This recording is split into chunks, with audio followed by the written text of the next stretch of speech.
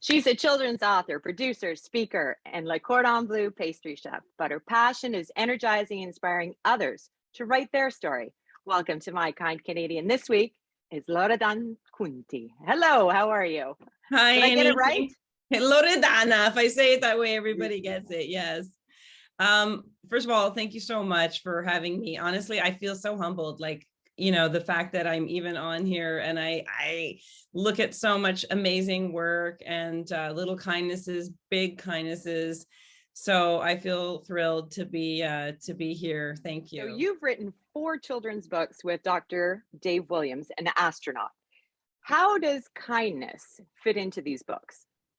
So the books are, they're for 7 to 11-year-olds, and they're nonfiction. And really, like the books, there's a huge science component. So what happens to your body in space when there's no gravity? You grow taller, you're better at basketball. How do you really go to the bathroom and all of that? But the second book, Go for Liftoff, How to Train Like an Astronaut. And of course, there's there's the science, the technology, engineering, math.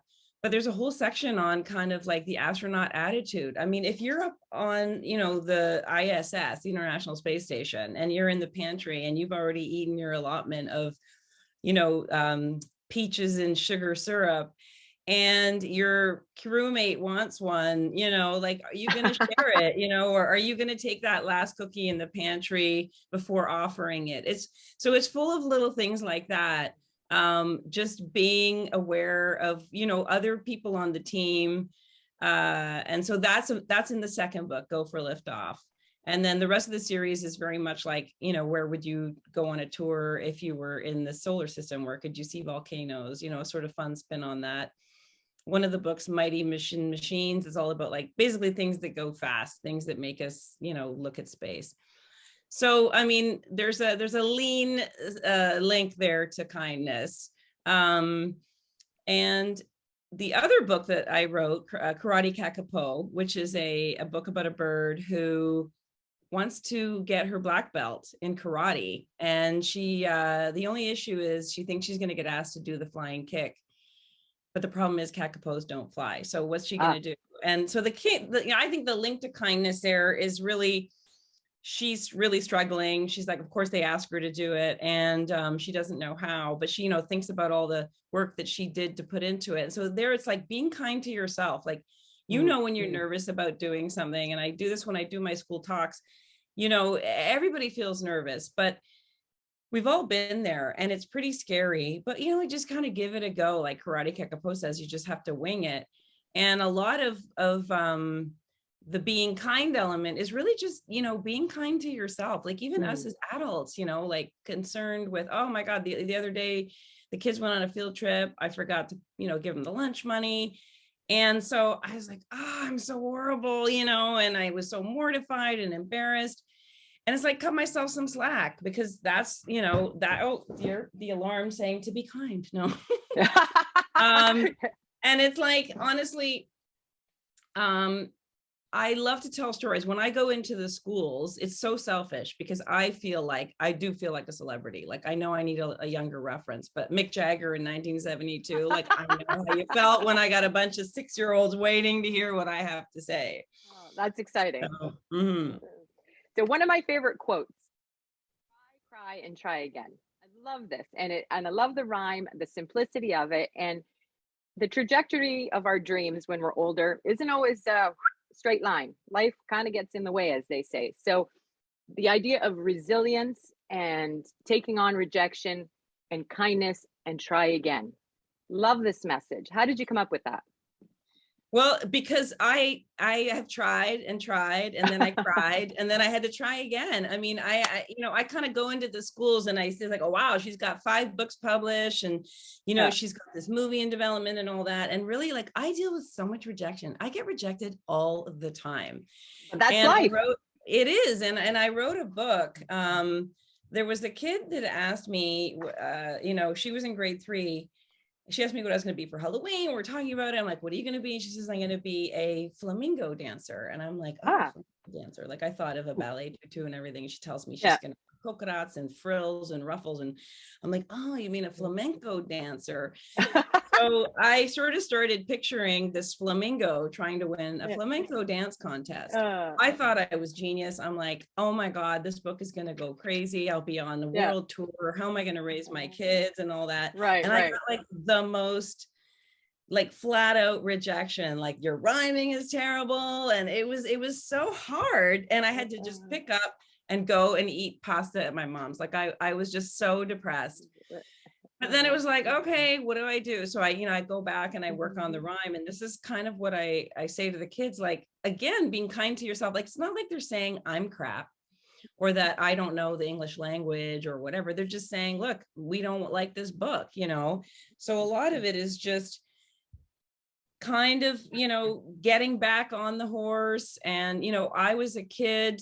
This book is very personal to me. So it's so far been rejected. And I just keep doing school talks for Pink Shirt Day, which is, the anti-bullying day. And I go, and obviously flamingos are pink.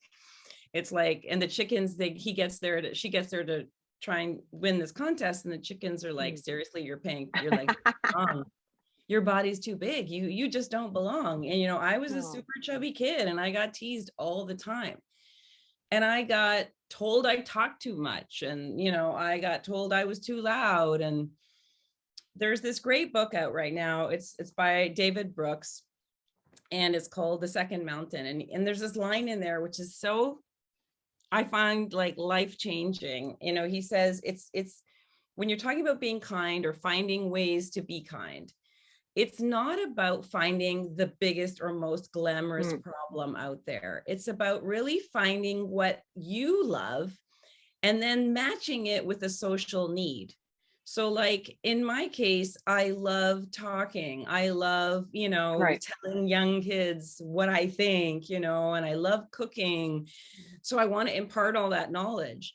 And when I did, I know we were going to talk about it, like Stepstones is a group that is an amazing charity that helps youth in the foster system who are coming out of the foster system and don't have like a family network, and they really work to pair them with mentors, get safe housing, and also, give life skills. So I did a cooking class online. And it was amazing. It's like, I love to cook, I love to eat. I love to tell people about my traditional foods and how to maybe start your own traditions. So that was like an amazing match. That was a need. They have, the need for life skills. Everybody's got to eat, right? And, we cook. And I love to talk about it and love to talk about cooking. Like if you'd said to me, can you do this gardening thing? I'd be like, oh God, I mean, I'm not a gardener. Like, I love gardens. My mother is an amazing gardener. I eat everything out of her garden, her vegetable garden. I've had her tomatoes. They're delicious. Yeah. And like, I can do it for like a day, but I'm not passionate about it. I'm passionate about telling you the difference between a Chinese eggplant and a Sicilian eggplant. So it's about finding that match, And finding your spark, whatever your spark is, share it. And again, like you're walking down the boardwalk or you're walking on the street and you see, wow, that person is glum looking, and it could be just like, oh, I like your jacket color, and that just, it's not fake or anything. It's just that one little thing. Like we talk about how insignificant we are because we live on this planet Earth. And, because I write these space books. So I literally walk on grass instead of walking on pavement because I like to remind myself we're on a planet hurtling out in the solar system right now. But one little thing of kindness, one little just noticing something and making a comment, we're very used to kind of just rushing around and doing our thing. Forbes did an article about the research showing that empathy is literally the #1 leadership skill to have. So even if you're being totally selfish and instead of getting your kids like into Chinese lessons and coding, make sure they've got the empathy skills if they want to be leaders. Loredana, thank you for sharing your story, your culture, your food, and inspiring others to be resilient and persevere, because that's what life is about. And this is where entertainment and charity meet. Thank you.